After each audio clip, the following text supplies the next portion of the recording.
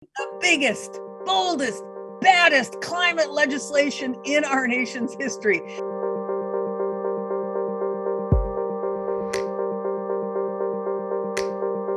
First of all, it would create an energy efficiency and clean electricity performance program, which would bring additional private investment off the sidelines and into modernizing America's electric grid, which is, of course, a key step toward reaching President Biden's goal of 100% clean electricity by 2035. So this it's called the CEPP, and it provides flexibility for regions and for states to make decisions about how to reach our clean energy goals, helps to accelerate all net zero carbon technologies, whether it's renewables like wind and solar, or hydropower, geothermal, or nuclear or carbon capture, other zero carbon technologies. And it's going to extend the bill that is being, the Build Back Better agenda will extend and expand clean energy and electric vehicle tax credits for businesses and consumers to spur demand for domestic manufacturing and to accelerate clean energy and EV deployment, and to grow our capacity to make those technologies in the US. So very exciting. And then it would also do this. It would enlist a civilian climate corps to put a new diverse generation of Americans to work conserving our public lands, conserving our waters, bolstering community resilience, and advancing environmental justice, really important, all the while paving the way for good paying union jobs.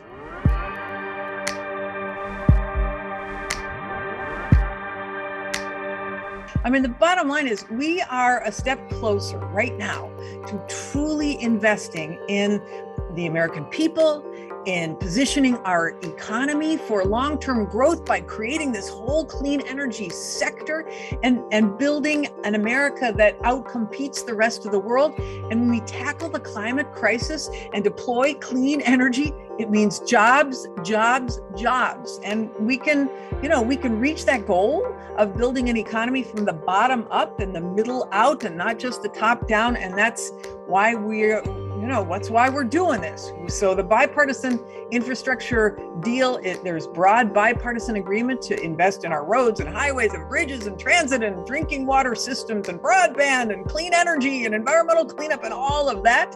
And of course, in the president's Build Back Better agenda, then we invest in all of the incentives to build out clean energy, and those products have to be made in America by Americans. It's so exciting. So yes, this is a big, hairy, audacious goal to get 100% of our electricity from clean sources by 2035, to cut our carbon emissions in half by 2030, and to go to a net zero economy by 2050.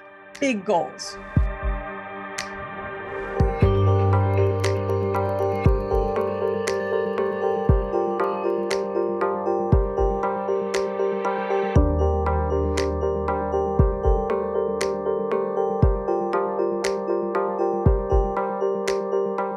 Timing is absolutely now. We have to make the investments now in order to avoid the worst case scenarios and to achieve these climate goals. The president has emphasized that this is an inflection point.